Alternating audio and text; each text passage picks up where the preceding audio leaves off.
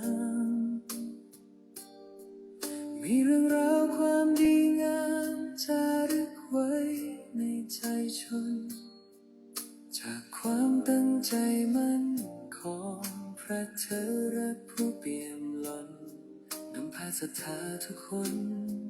สู่ภูกามยาวแดนร่มเย็นจากม่อนกำพร้าในอดีต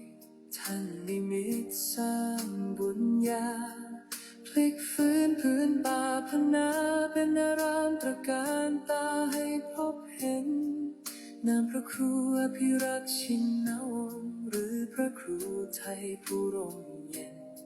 พระพุทธศาสนิกชนบำเพ็ญเจริญสติและภาวนาโอวัดป่าพุทธชินนวงศารามงามล้ำเกินคำนิยามดังแดนธรรมบนพระสุธาพญานาคราชโอบเขาใหญ่องค์มุจลินปกปักรักษา909 เมตรตระการตาเลื่องระเบียงคุ้มครองภัยกราบพระพุทธมหาจักรพรรดิโลกเกวิวรณ์ตระหง่านยิ่งใหญ่ด้วยบารมีพระครูไทยผู้สร้างไว้เป็นศูนย์รวมใจชาวพุทธมูลนิธิพุทธสวรรณภูมิรวมน้อมในพระรัตนตรัยอันมีคุณพระพุทธคุณพระธรรมคุณพระสงฆ์ขอถวายความอาลัยในหลวงพ่อเจ้าประคุณสมเด็จพระพุทธชินวงศ์องค์อดีตเจ้าวาดวัดปิชัยญาติขอความสุขความสวัสดีจงบังเกิดมีแก่ญาติโยมญาติธรรมลูกหลานมนต์มหาจักรพรรดิทุกคนที่มาสวดมนต์ในค่ำคืนนี้เป็นค่ำคืนที่2134ตรงกับวันเสาร์วันที่4 กรกฎาคม 2569ในค่ำคืน1 ทุ่มคืนนี้มาช้าเกือบ20 กว่านาทีวันนี้ประชุมพระสงฆ์สามเณรเจ้าหน้าที่ทั้งวัดสิ้นเดือนแล้วนะที่นี่จะมีการประชุมเดือนละครั้งตั้งแต่5 โมงเย็นนะเริ่มประชุมเสร็จเมื่อกี้เนี่ย1 ทุ่ม 20เนี่ยพอจะได้มอบหมายภาระงานบุญนะเพื่อความพร้อมเพรียงของหมู่คณะความสามัคคีของหมู่คณะที่นี่ก็มีการอยู่กันในหมู่มากไม่ว่าจะเป็นพระสงฆ์องค์เณรญาติโยมพนักงานเจ้าหน้าที่จิตอาสาก็จะมาอยู่ด้วยกันเมื่ออยู่ด้วยกันก็จะต้องไปในทิศทางเดียวกันยิ่งหมู่มากยิ่งมากเรื่องยิ่งมากเรื่องยิ่งมากความยิ่งมากเรื่องก็เรื่องปัญหาเยอะแต่ที่นี่ไม่มีปัญหามีให้แก้นะแต่ถ้าสร้างปัญหาก็แก้เหมือนกันออกเลยนะนั้นวันนี้พระสงฆ์สามเณรเนนห่างๆกันหน่อยลูกพระอาจารย์ก็เนื้อปากคลองตลาดเมื่อกี้มานั่งห่างกันคนละ2 เมตรนู่นก็จะขยายเป็นด้านหลังนู่นด้วยเมื่อกี้นึกว่าปากคลองตลาดนู่นแม่ค้าที่ไหนมาขายขององค์สามเณรนี่เองพูดไม่หยุดเลยในช่วงของเดือน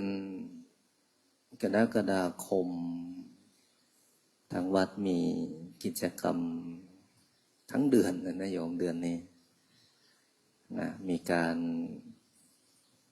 บรรพชาอุปสมบท75 รูปนะ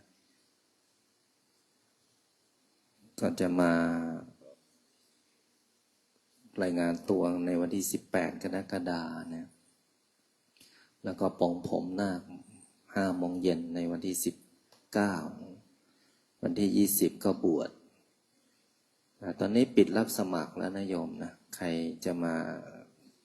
สมัครบวชปิดแล้วนะยอดน่าจะเกินหรืออาจจะพอดีแต่ตอนนี้ไม่รับเพราะว่ายอดเต็มแล้วนะ75 คนบวชพระนะโยมนะใครลงทะเบียนไว้ก็อย่าลืมมารายงานตัวในวันที่18 กรกฎาคมบวช15 วันยาวไปถึงวันที่2 สิงหาคมในขณะเดียวกันจะมีบวชชีพราหมณ์อีกนะ28 29 30บวชเข้าพรรษา3 วันนะผู้ปฏิบัติธรรมรุ่นที่24ก็ยังเปิดรับลงทะเบียนอยู่นะใครที่จะมาปฏิบัติธรรมวันเข้าพรรษานี้มีกิจกรรมงานบุญ2 กิจกรรมที่เพิ่มขึ้นมาก็คือวันที่28มีพิธีเททองหล่อพระอรหันต์ชิกงถ้าโยมสวดมนต์กับพระอาจารย์จะเห็นขวามือพระอาจารย์เนี่ยจะมีพระจีนอยู่องค์หนึ่งเห็นไหมเนี่ยองค์นี้เห็นไหมเป็นพระอรหันต์ชิกงท่านเป็นพระที่ช่วยเหลือคนยากจนยากไร้บำรุงสุขบำบัดทุกข์นะที่ไหนมีความทุกข์พระอรหันต์ชิกงจะไปช่วยแต่บางคนก็บอกว่าท่านเป็นพระบ้านะ ทั้งที่ท่านเป็นพระที่อยู่เหนือโลกอยู่เหนือธรรมอยู่เหนือจิตท่านเป็นพระที่คนส่วนใหญ่ในยุคนั้นบอกว่าท่านเป็นพระบ้าแต่ท่านเป็นพระบ้าที่มีเหตุผลนะและท่านก็ช่วยเหลือคนที่กำลังจะตายหรือคนที่ประสบความทุกข์กับปัญหาชีวิตนะเราจะมีเททองหล่อวันที่28 5 โมงเย็นหล่อพระอรหันต์ชิกงความสูง9 เมตรโยม9 เมตรใหญ่นะสูงแล้วก็วันที่29เป็นวันอาสาฬหบูชาเป็นวันเข้าพรรษาเรามีการเพิ่มเข้ามาก็คือการเททองหล่อ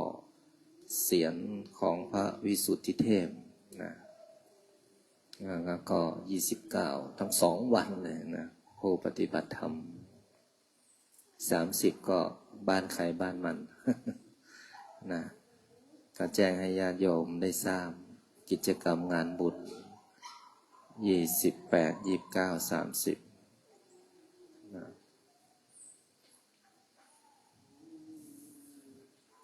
ถ้าเนนรูปไหน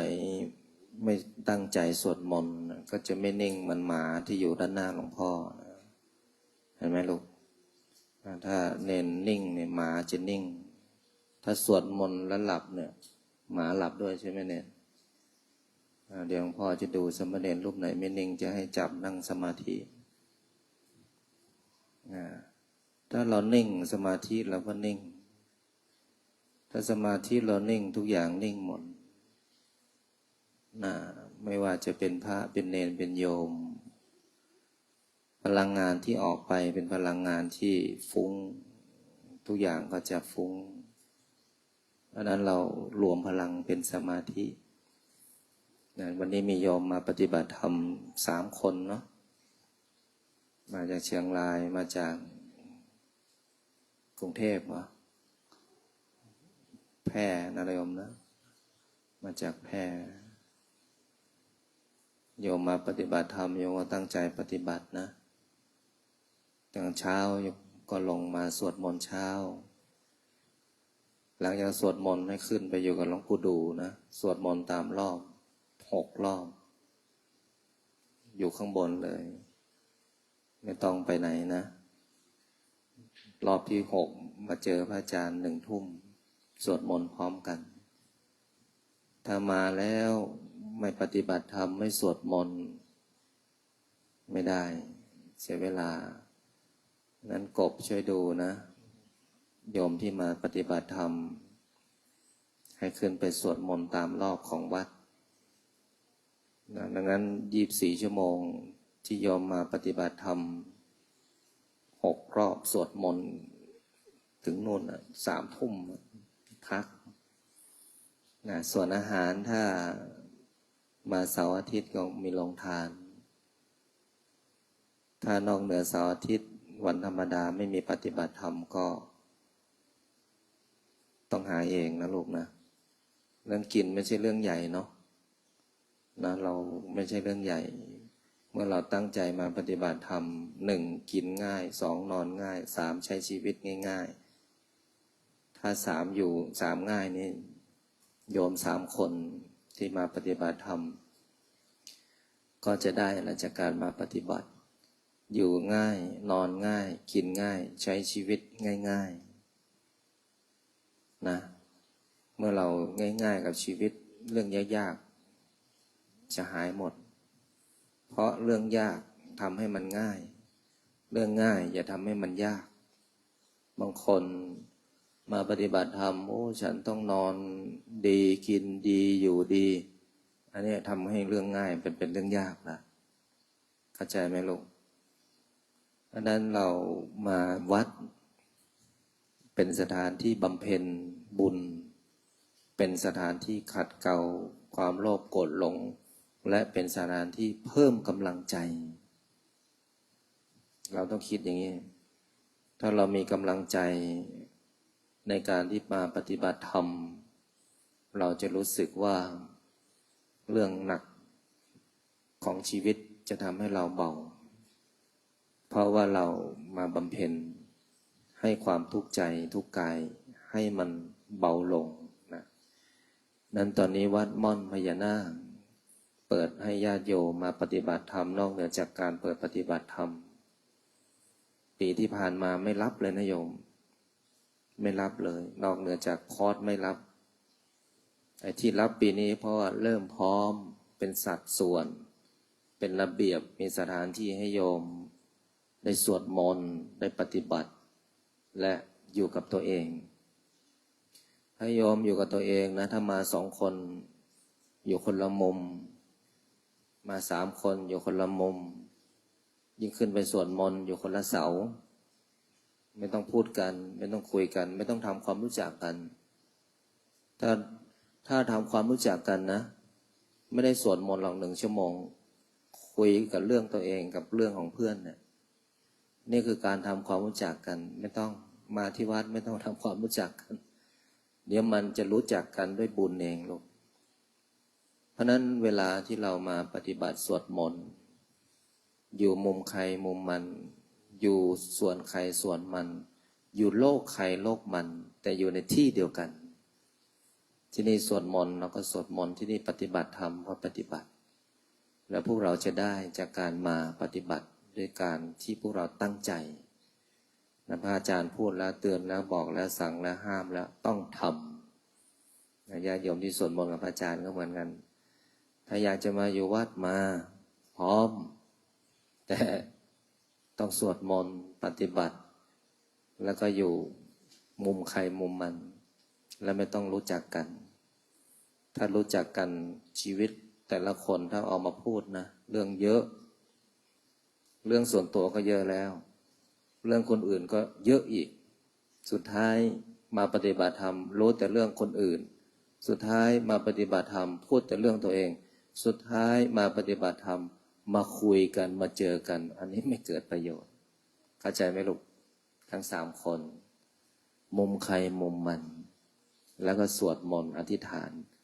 เมื่อเราตั้งใจจริงนะลูกที่นี่มีแต่ตาทิพย์หูทิพย์มีแต่วิญญาณมีแต่จิตที่เป็นทิพย์เราเข้ามานี่เราไม่ใช่อยู่ในถ้ำธรรมดานะลูกเห็นไหมนั้นเราอยู่ทุกที่เนี่ยเขาเห็นเราหมดยิ่งอยู่ในวัดที่มีสถานลานธรรมที่ศักดิ์สิทธิ์เพียงแค่เราคิดอะไรรู้หมดนะขอให้พวกเรามาแล้วให้มีชีวิตดีและมาแล้วให้มีความสุขและมาเพิ่มกำลัง แล้วมาร่วมกันเป็นหนึ่งของการสร้างบารมีบารมีคือการเพิ่มพูนขึ้นทุกขณะวันเวลาที่พวกเราได้ทำความดีเอาละต่อจากนี้ขอให้พวกเราได้พร้อมจิตตั้งใจพระอาจารย์ได้พูดคุยเพราะเวลาอาจจะไม่มีมากเวลาอาจจะเจอกันเฉพาะช่วงเวลาที่สวดมนต์แต่นอกเหนือจากนั้นให้พวกเราอยู่กับเวลาที่ทางวัดได้กำหนดในการสวดมนต์พุทธังชีวิตังเมธัมมังชีวิตังเมปุญเชมิสังฆังชีวิตังเมปุญเชมิพุทธังวันทามิธัมมังวันทามิสังฆังวันทามิโคปัญจาอาจาริยคุณังวันทามิมาตาปิโตคุณังวันทามิปัจไตรสิกขาคุณังวันนะโมตัสสะภะคะวะโตอะระหะโตสัมมาสัมพุทธัสสะนะโมตัสสะภะคะวะโตสัมมาสัมพุทธัสสะนะโมตัสสะภะคะวะโตสัมมาสัมพุทธัสสะพุทธังสรณังคัจฉามิธัมมังสรณังคัจฉามิสังฆังสรณังคัจฉามิทุติยัมปิพุทธังสรณังคัจฉามิทุติยัมปิสรณังคัจฉามิติยัมปิขังสรณังคัจฉามิติยัมปิ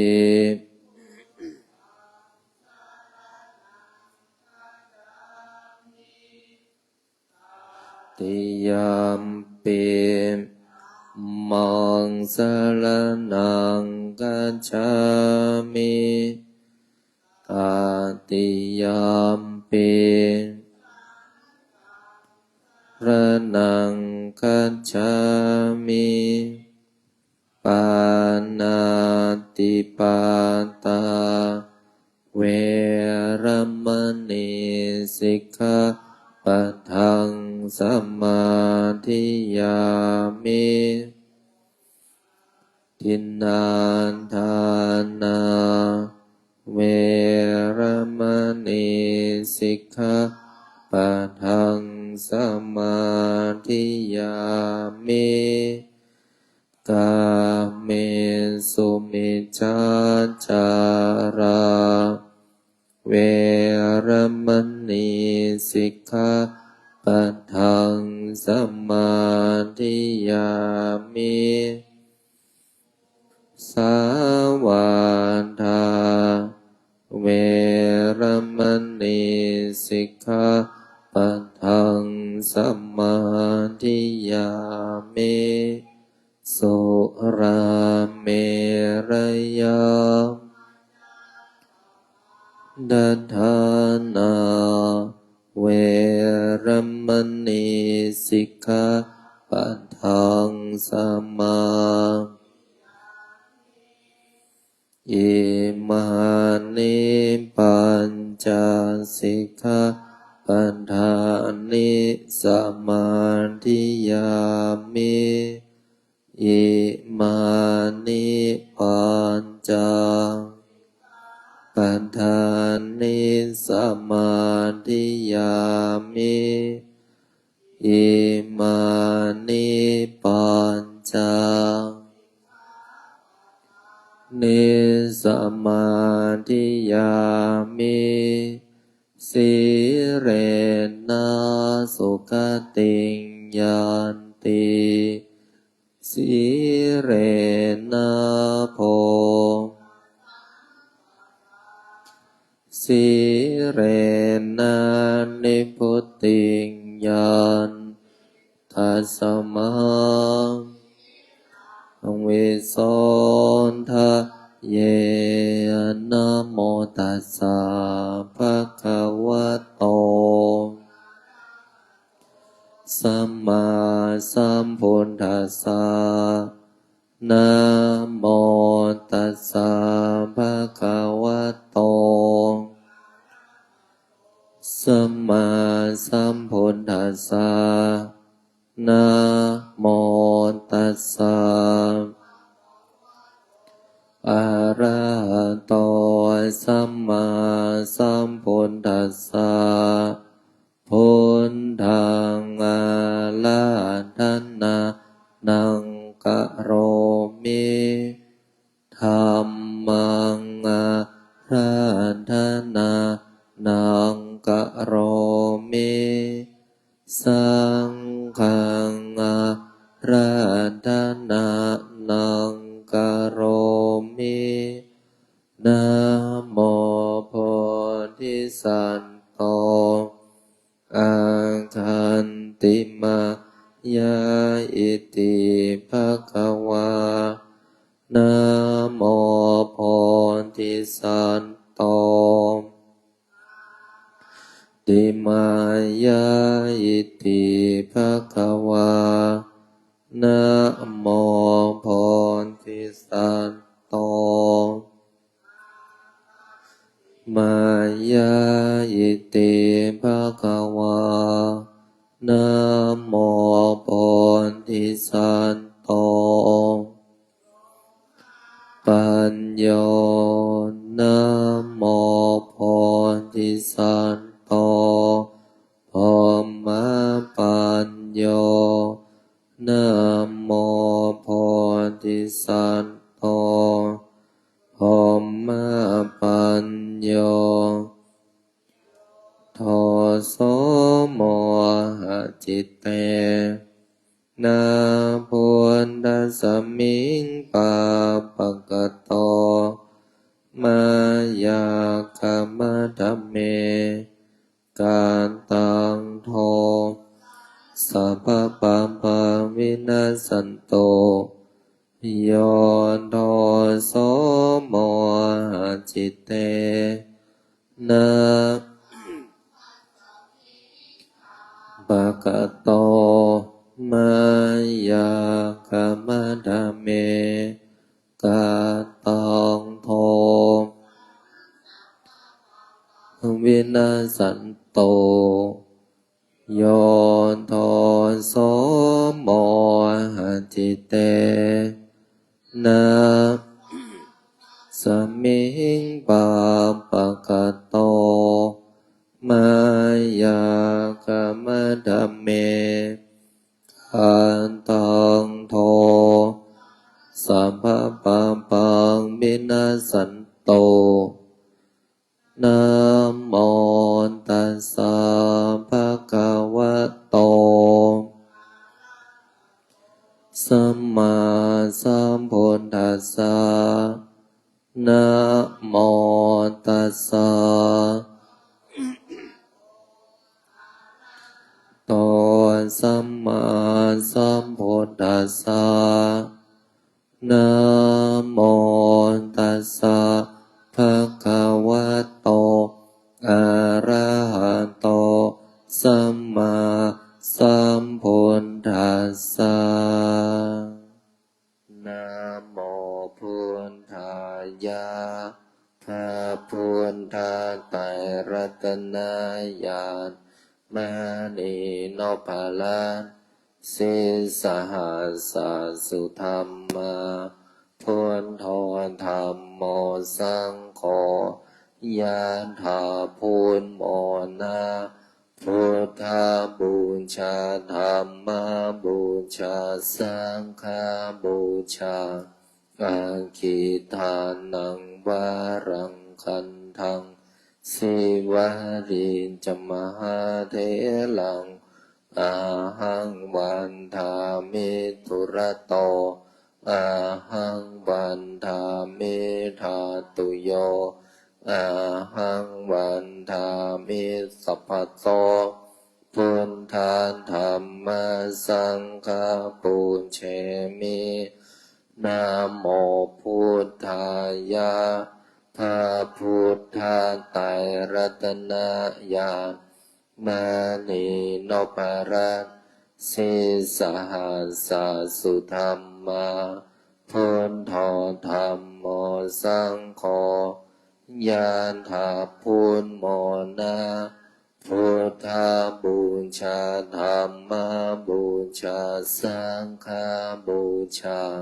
อาคิทานังวารังคันทังสิวาริจมหาเถลัง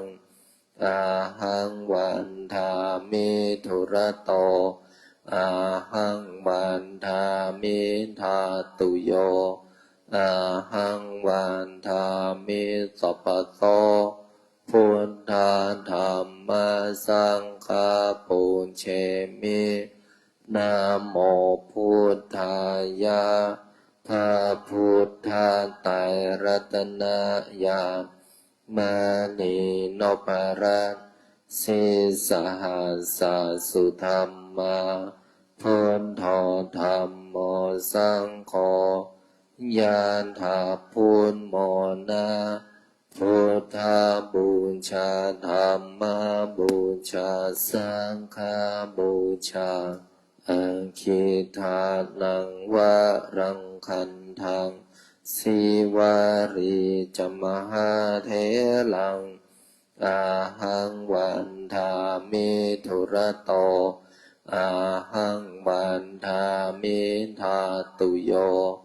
อาหังวันทามิสัพพะโตพุทธาธรรมสังฆปูเชมินะโมพุทธายะพระพุทธไตรรัตนญาณมณีนพลันสิสหัสสะสุธรรมาพุทโธธรรมโมสังโฆยะถาพุทโมนาพุทธบูชาธรรมบูชาสังฆบูชาอาคิทานังวารังคันทังสิวาริจมหาเถลังอาหังวันทามิทุระโตอาหังวันทามิธาตุโยอาหังวันทามิสัพพะโสพุทธาธรรมสังฆปูเชมินะโมพุทธายะพระพุทธไตรรัตนญาณมณีนพรัตน์สิสหัสสะสุธรรมาพุทโธธรรมโมสังโฆยะถาพุทโมนาพุทธบูชาธรรมบูชาสังฆบูชาอาคิทานังวารังคันทังสิวาริจมหาเถลังอาหังวันทามิทุระโตอาหังวันทามิธาตุโยอาหังวันทามิสัพพะโตพุทธาธรรมสังฆปูเชมิ นะโมพุทธายะพระพุทธไตรรัตนญาณมานีโนภาลังสีสหัสสุธรรมาพุทโธธรรมโมสังโฆยะถาพุทโมนะพุทธบูชาธรรมบูชาสังฆบูชากาคิทานังวารังคันทังสิวาริจมหาเถลังอาหังวันทามิตุระโตอาหังวันทามิธาตุโยอาหังวันทามิสัพพโสพุทธาธรรมสังฆปุญเชมินะโมพุทธายะพระพุทธไตรรัตนญาณมานีโนภาลังสีสหัสสุธรรมาพุทโธธรรมโมสังโฆยะถาพุทโมนะพุทธบูชาธรรมบูชาสังฆบูชา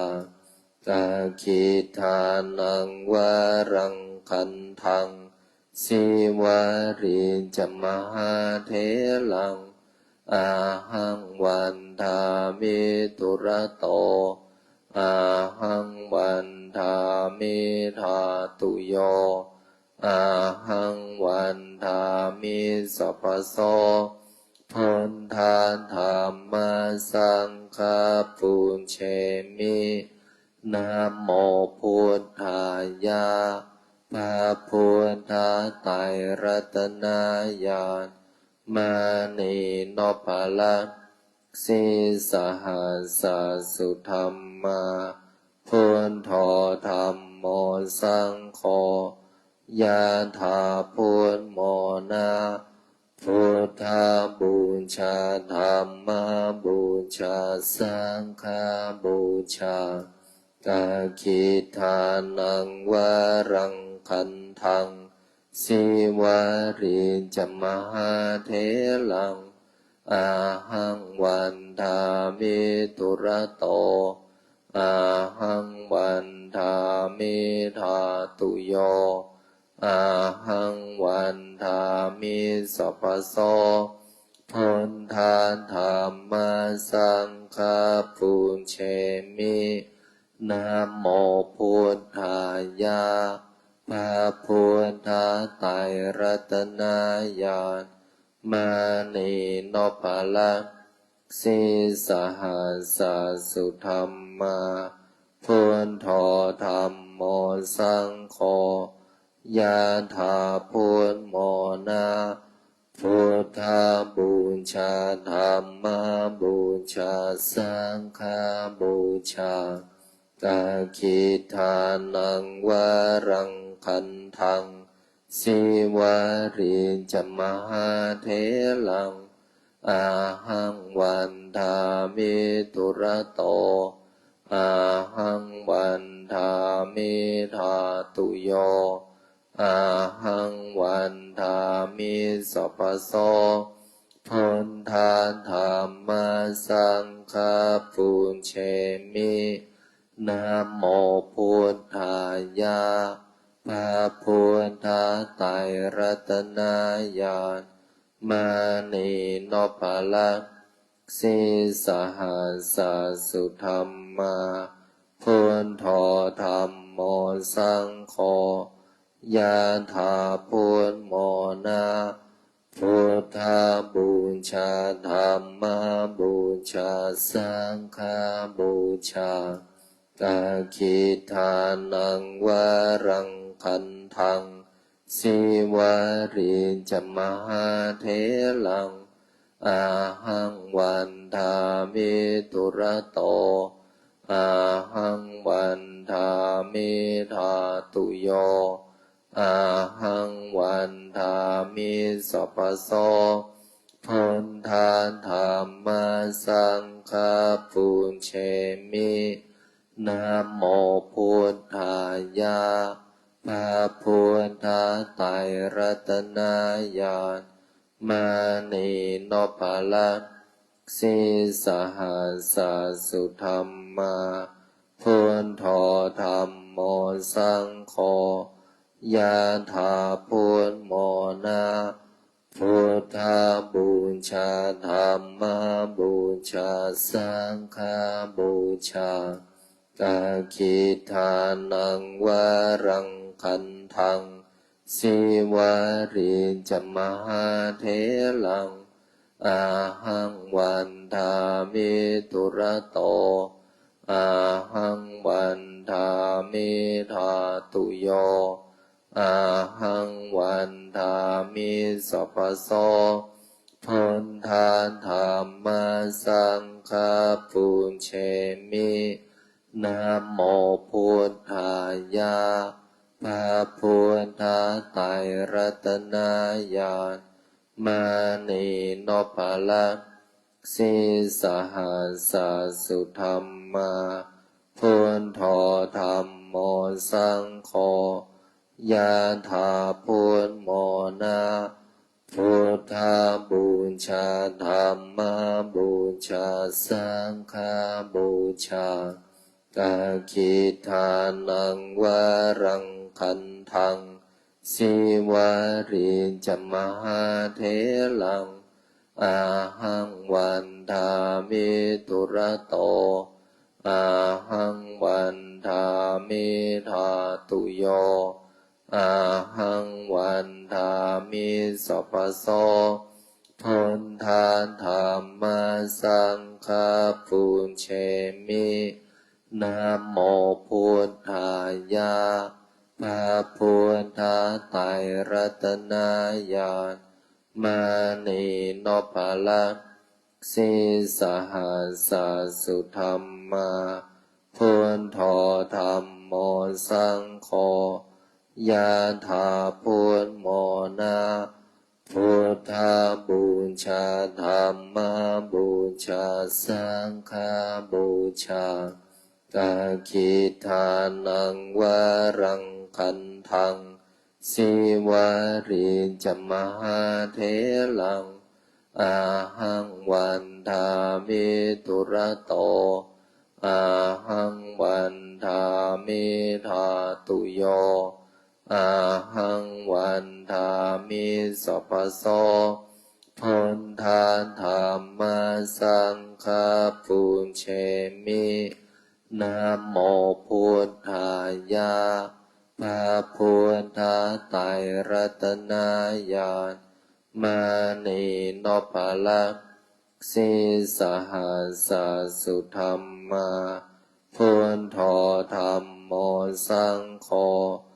ยะถาพุทโมนะพุทธบูชาธรรมบูชาสังฆบูชากาคิทานังวารังคันทัง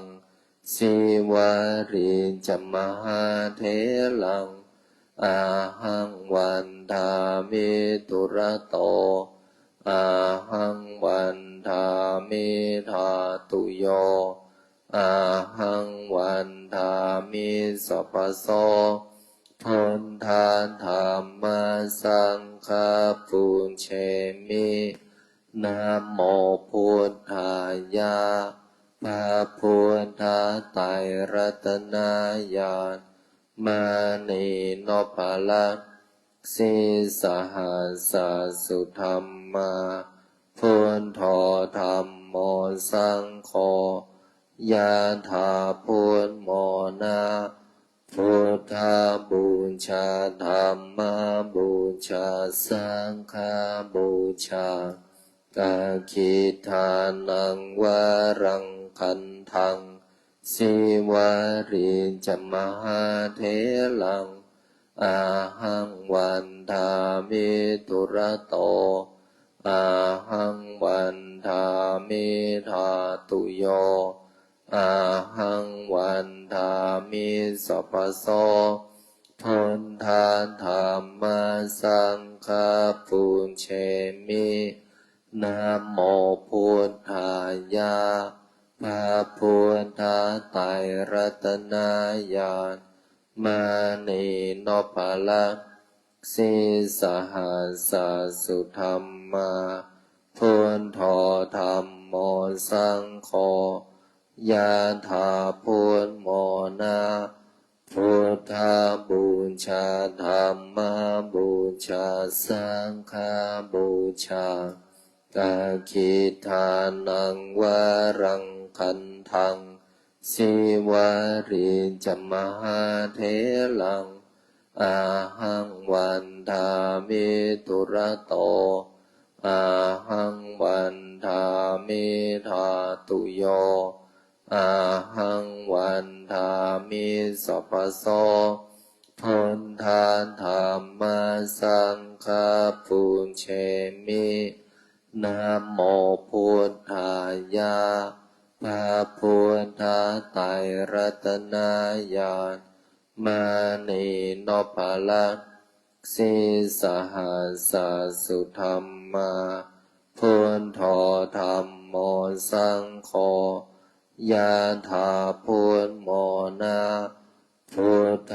บูชาธรรมบูชาสังฆบูชากาคิทานังวารังคันทังสิวาริจมหาเถลังอาหังวันทามิตุระโตอาหังวันทามิธาตุโยอาหังวันทามิสัพพโสพุทธาธรรม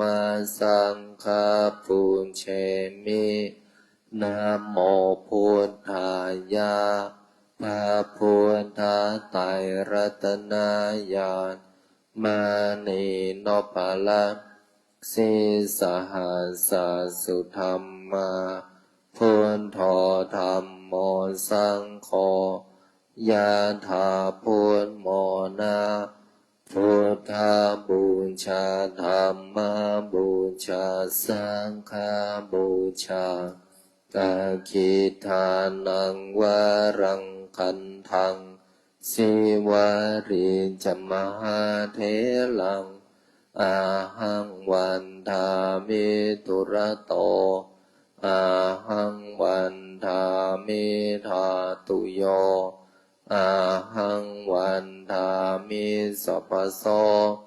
พุทธาธรรมสังฆปุญเชมินะโม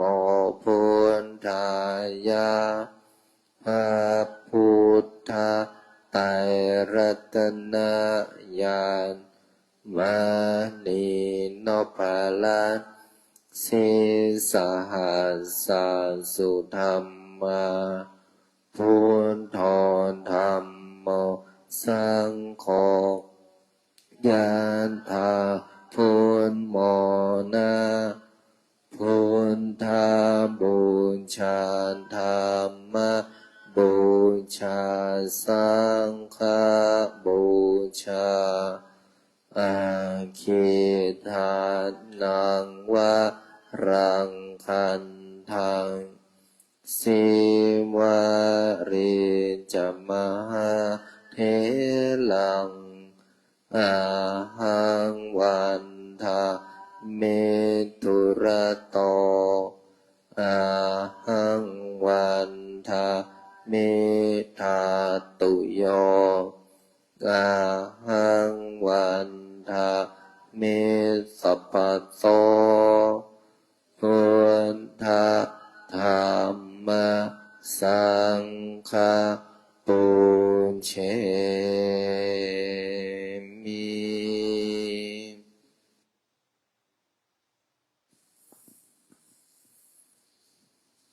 พอสมควรแก่เวลากับการสวดมนต์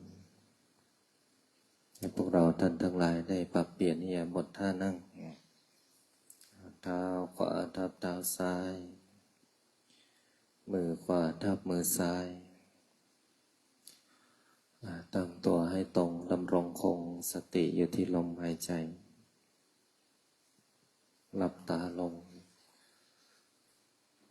หายใจเข้าลึกๆหายใจออกยาวๆหายใจเข้าลึก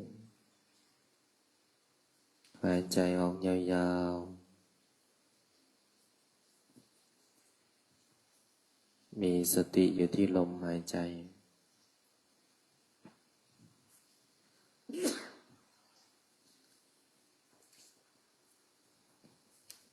หายใจเข้าพุทหายใจออกโท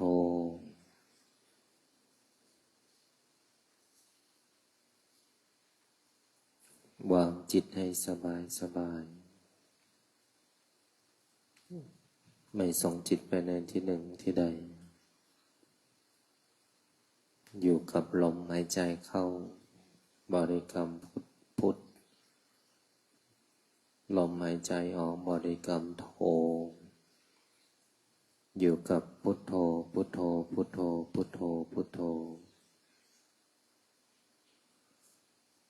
จนจิตของเราตั้งมั่นเป็นสมาธิเมื่อจิตของเราเป็นสมาธิจิตก็จะสงบเมื่อจิตของเราสงบความรู้สึกก็ผ่อนคลายเมื่ออารมณ์เราผ่อนคลายจิตของเราก็สบายสบายเมื่อจิตผ่อนคลายกายก็ผ่อนคลายรู้สึกสบายสบายสบายทั้งกายสบายทั้งจิตผ่อนคลายทั้งกายผ่อนคลายทั้งจิตนิ่งทั้งกายนิ่งทั้งจิตอารมณ์ความรู้สึกก็สบายสบายไม่เพ่งไม่เก่งเมื่อจิตของเราว่างความรู้สึกเบาก็จะปรากฏเมื่อความรู้สึกเบาปรากฏเกิดขึ้นภายในจิตจิตก็มีพลังพลังในที่นี้คือสมาธิ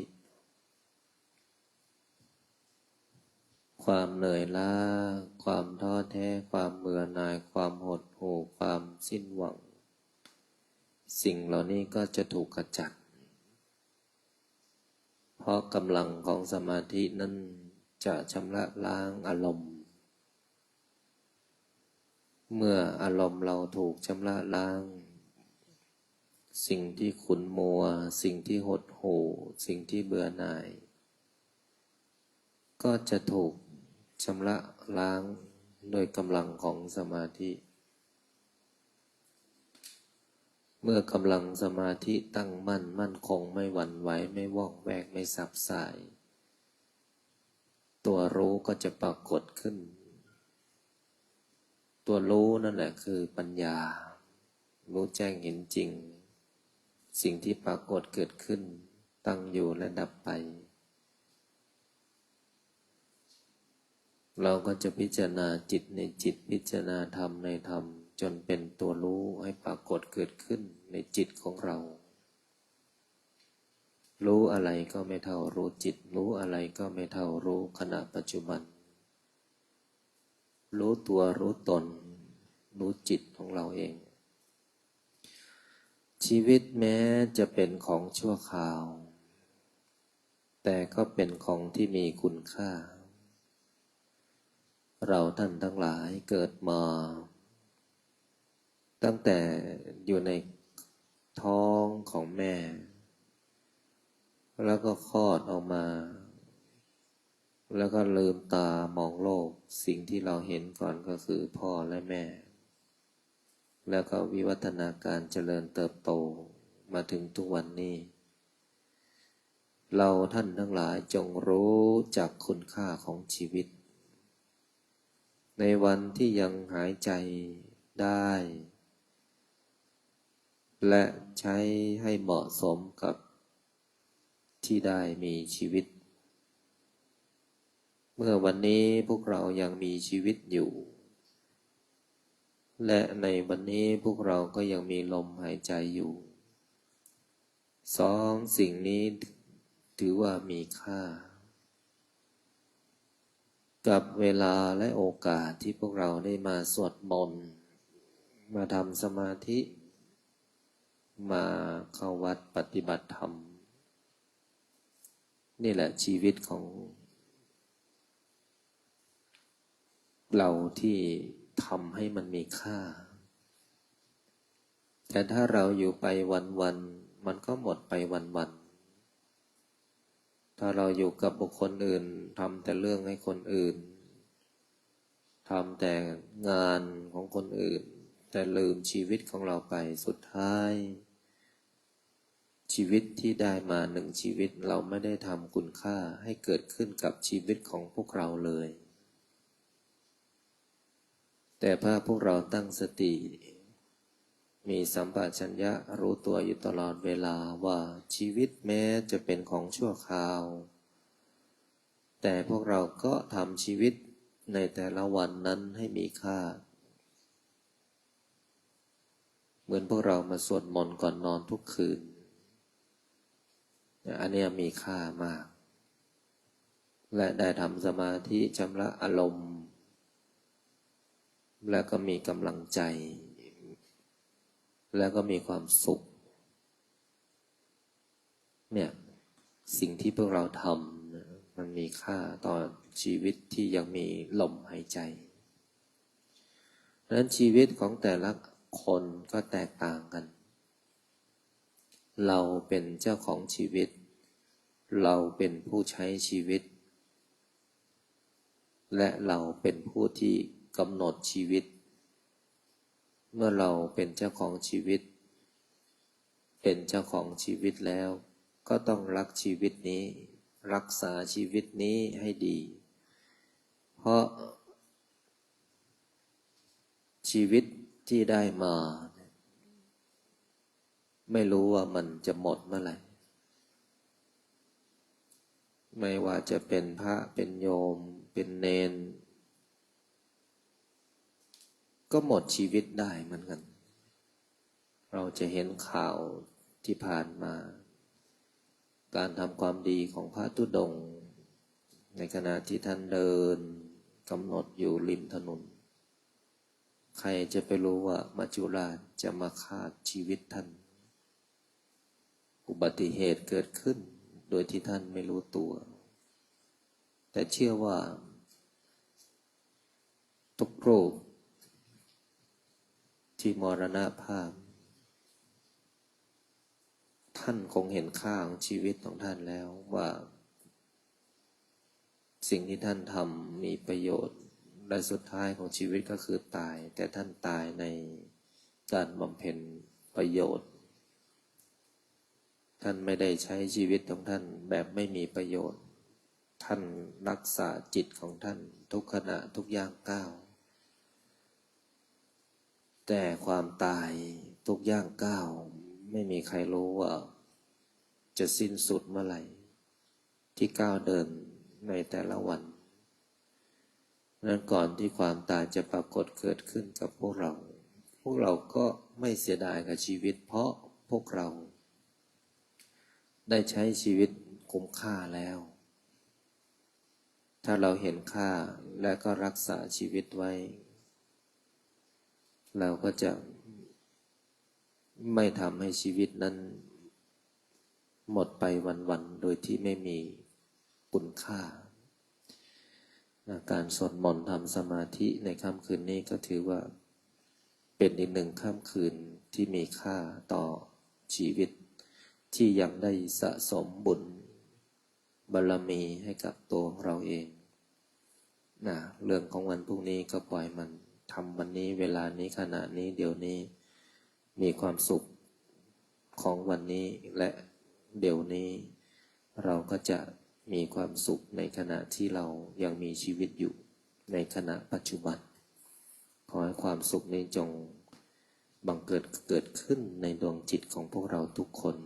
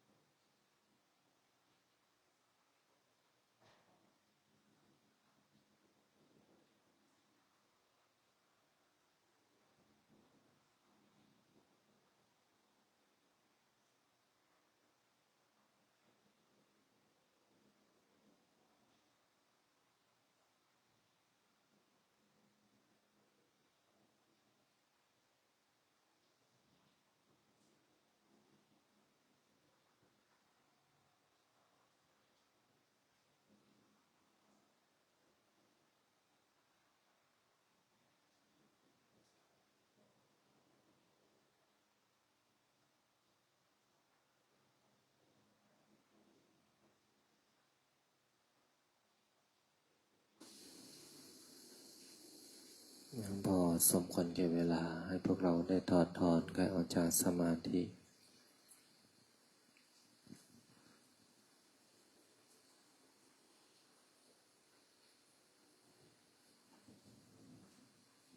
ตั้งใจแผ่เมตตาภาวนาบทพลิกชีวิตตั้งนะโมพร้อมกัน3 จบ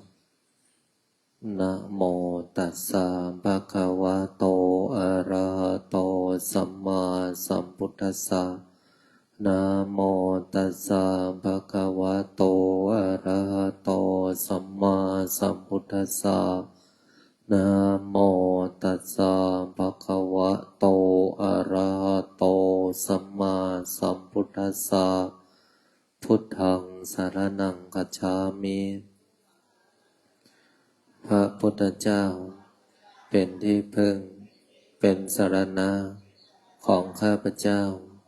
ธัมมังสรณังคัจฉามิพระธรรม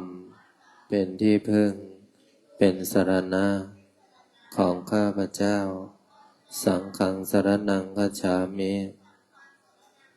พระสงฆ์เป็นที่พึ่งเป็นสรณะของข้าพเจ้าสิทธัตโธอะสโมโลเกพระพุทธเจ้าอันมีพระนามว่าสิทธัตถะพระพุทธเจ้าไม่มีผู้อื่นผู้ใดเสมอเปี่ยมในโลกนะโมโพธิสัตว์โตอาคันติมายะอิติภควาสิริวิชโยนะโมพุทธายะอิมินากตปุญเยนะโดยอำนาจบุญกุศลที่เกิดจากการให้ทานรักษาศีลปฏิบัติธรรมสวดมนต์บทมหาจักรพรรดิทำสมาธิแผ่เมตตากรวดน้ำบทพลิกชีวิตในค่ำคืนนี้ขอน้อมถวายเป็นพุทธบูชาธรรมบูชาสังฆบูชาและขอน้อมถวายแด่ครูบาอาจารย์อันมีหลวงปู่ทวดสมเด็จพระพุทธาจารย์โตพรหมรังสีครูบาเจ้าศรีวิชัยนักบุญแห่งล้านนาหลวงปู่ดูเจ้าของมนต์มหาจักรพรรดิหลวงพ่อเกษมหลวงพ่อคูณหลวงพ่อเจ้าประคุณสมเด็จพระพุทธชินวงศ์สมศักดิ์โอปัสมามหาเถระองค์อดีตเจ้าวาดวัดพิชัยญาณทุกรูปและหลวงตามาเป็นที่สุดและขออุทิศน้อมถวายเป็นพระราชกุศลแด่ดวงทิพวิญญาณของอดีตบุรพมหากษัตริย์ไทยทุกพระองค์ทุกสมัยและขอน้อมถวายเป็นพระราชกุศลแด่พระบาทสมเด็จพระวชิรเกล้าเจ้าอยู่หัวพระบรมวงศานุวงศ์ทุกพระองค์และขออุทิศน้อมถวายเป็นพระราชกุศลแด่สมเด็จพระนางเจ้าสิริกิติ์พระบรมราชินีนาถพระบรมราชชนนีพันปีหลวงและขออุทิศถวายเป็นพระกุศลแด่สมเด็จพระเจ้าลูกเธอเจ้าฟ้าพัชรกิติยาภาและขออุทิศส่วนบุญสุกุศลให้แก่ดวงวิญญาณของสมเด็จเจ้าพระยาบรมมหาพิชัยญาณทัดบุญนาคผู้สร้างวัดพิชัยญาณขอส่วนผลบุญนี้จงสำเร็จแก่บิดามารดาอันมีชื่อว่าขอให้บิดามารดาของข้าพเจ้า จงมีแต่ความสุขขอส่วนผลบุญนี้จงสำเร็จแก่ครูประชาจารย์ญาติพี่น้องทั้งหลายเจ้ากรรมนายเวรทั้งหลายเจ้าที่เจ้าทางเจ้าที่ที่บ้านเจ้าที่ที่ทำงานเจ้าที่ที่วัดพิชัยญาณเจ้าที่ที่วัดป่าพุทธชินวงศารามเทวดาประจำกายของข้าพเจ้าเทวดา16 ชั้นฟ้า15 ชั้นดิน14 ใต้บาดาลเปรตทั้งหลายสรรพสัตว์ทั้งหลายมากมายไม่มีประมาณทั้ง31 ภูมิพระแม่ธรณีพระแม่คงคาแม่พระเพิงแม่พระพายแม่พระโพธิ์ศพท้าวจตุโลกบาลทั้งสี่ท้าววิรูปังท้าววิรุฬหงส์ท้าวทัตตรนท้าวเวสสุวรรณผู้เป็นใหญ่ในทิศทั้งสี่พระสยามเทวาธิราชเจ้าเหล่าพญาครุฑทั้งหลายเหล่าพญานาคทั้งหลายทั้งสี่ตระกูลนาคาธิบดีทั้ง9 พระองค์สัตตนาคราชพญามุจรินวิโรปักโขนาคาธิบดีองค์ญานพเกณฑ์นาคินีการนาคราชวาสุกีนาคราชพระแม่โสมาศรีวิกานาคเทวีพญาธุมสิกขีนาคราชพญานาคกวานพะเยาพญาสุวรรณนาคราชเหล่าพญานาคทั้งหลายณสถานที่แห่งนี้เหล่าพญางูทั้งหลายณสถานที่แห่งนี้องค์พญางูเผือกณสถานที่แห่งนี้ขอท่านทั้งหลายจงมีส่วนในบุญใดกุศลใดที่สำเร็จแล้วจงเป็นบุญต่อบุญเป็นทรัพย์ต่อทรัพย์เป็นสมบัติต่อสมบัติเป็นบารมีต่อบารมีเป็นอำนาจต่ออำนาจเป็นยศต่อยศเป็นวาสนาต่อวาสนาให้ข้าพเจ้าทั้งหลายได้มีมหาสมบัติเอาไว้ทำทานไม่รู้จักสิ้นไม่รู้จักหมดตั้งแต่แรกเกินจนสิ้นอายุไขหากแม้นว่าสิ้นอายุไขไปแล้วขอให้ได้ไปเกิดบนภพภูมิที่ดีบนโลกสวรรค์หากแม้นว่าจะกลับมาเกิดขอให้ได้เกิดพบพระพุทธศาสนาในยุคของพระศรีอริยเมตไตรขอให้ได้เกิดในตระกูลสัมมาทิฏฐิเป็นตระกูลเศรษฐีขอให้ได้ที่สุดแห่งรูปสมบัติทรัพย์สมบัติคุณสมบัติสวรรค์สมบัตินิพพานสมบัติจงบังเกิดมีแก่ข้าพเจ้าท่านมีชื่อว่าขอให้ดวงจิตของข้าพเจ้าจงเป็นดวงจิตที่ผ่องใสปราศจากความทุกข์ความโลภความโกรธความหลงความชั่วแม้เล็กน้อยอย่าได้พูดอย่าได้คิดอย่าได้ทำให้ได้ทำแต่คุณงามความดีตราบหมดสิ้นอายุไขจะเดินทางไปทิศหนตำบลใดในทิศทั้งสี่จงมีแต่คนรักจงมีแต่คนเมตตาจงมีแต่คนอุปถัมภ์คนดีจงเข้ามาคนไม่ดีจงออกไปสิ่งดีๆจงเข้ามาสิ่งไม่ดีอย่าเข้ามาใกล้ขอให้ข้าพเจ้าจงเป็นผู้เจริญ ทั้งทางโลกและทางธรรมเจริญด้วยอายุวันนะสุขะภระสติสมาธิและปัญญาจงบังเกิดมีแก่ข้าพเจ้าอันมีชื่อว่าขอส่วนผลบุญนี้จงส่งผลให้ข้าพเจ้าจะกระทำการงานสิ่งใดในพื้นปฐพีนี้ไม่ว่าบนบกในน้ำในอากาศขอการงานสิ่งนั้นจงพลันสำเร็จคำว่าไม่ได้คำว่าไม่มีคำว่าขัดข้องอุปสรรคใดๆปัญหาใดๆต่อการดำเนินชีวิต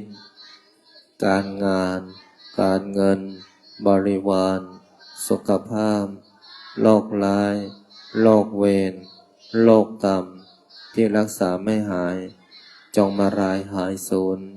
จากตัวของข้าพเจ้าขอให้ค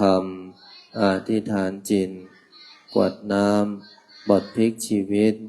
ในค่ำคืนนี้จงมีฤทธิ์มีเดชมีอานุภาพทันตาเห็นติดตัวตามข้าพเจ้าไปทุกภพทุกชาติตราบกระทั่งเข้าสู่พระนิพพานนิพพานะปัจจโยโหตุ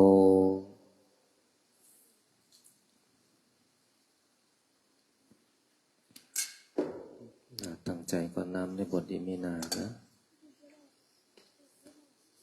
อิเมนาบุญญากาเมนาโอปัจจายคุณโนตาราจาริโยปการังจายตากาสุริโยจันทิมาราชาคุณวันตังมาราชาอินทาจาโลกปราชาเทวตายามองสัจจมัจจตาเวริกาปิจัสสัมเปสัตตาโสโตบุญญาณิปกาตานิเมสุขัญจติวิทังเทนโตทะโวมาตังอิมินาบุญญากามเมนาอิมินาอุทิเสนาจาเจวาตานุปาทานาเจตานาเยสันตานินาธรรมายาวานิพพานนาสันโตสัพพะทาเยวายาตาชาโตภะเวภะเวอุจุจิตตังสันเลโควิริยามินามาราระพันโตโนกาสังคตุนจาพุทธาติปวารโรนาโถธัมโมนาโถวารุตตโมเจสังโฆนาโถตาโรมะมังเตโสตมานุภาเวนะมาโรโตมาสัมเพพุทธาสัมเพธัมมาสัมเพปันตามปัญเจกานันจะยังพลังอรหันตานันเจนาลาคัมพันธามิสัมปัสโสสัมพุทธาสัมเพธัมมาสัมเพสังพลัมปันตามปัญเจกานันจะยังพลังอรหันจะเตเจนาราคัมปันธามิสัมปัสโสสัมเพพุทธสัมเพธัมมาสัมเพสังฆาภลปัตตาปันอรหันตานันจะเตเชนาราพันธามิสัมปัสโสพุทธังอธิฐามิธัมมังอธิฐามิสังฆังอธิฐามิขออำนาจบุญกุศลที่เกิดจากการสวดมนต์ บทมหาจักรพรรดิธรรมสมาธิแผ่เมตตากวดน้ำบทพลิกชีวิตในค่ำคืนของวันนี้บุญใดกุศลใดที่สำเร็จแล้วจงประสิทธิประทานพรให้ลูกหลานหม่นมหาจักรพรรดิทุกคนทุกท่านจงมีแต่ความสุขความเจริญนึกคิดทำปรารถนาสิ่งใดขอให้สิ่งนั้นผันสำเร็จสมความปรารถนา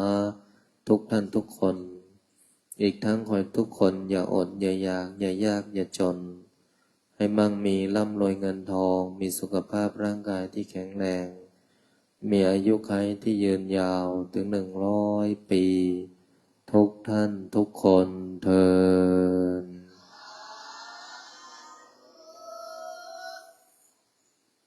นอนหลับฝันดีบุญรักษาเทวดาคุ้มครองพบกันใหม่พรุ่งนี้1 ทุ่มเอากราบลาพระรัตนตรัยในพร้อมเพียงกันอะระหัง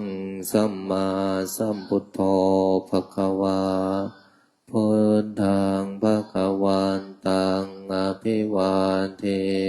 มิสวากขาโตภควตาธัมโม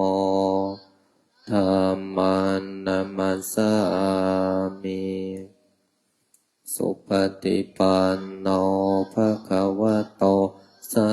วกสังโฆสังฆังนามามิ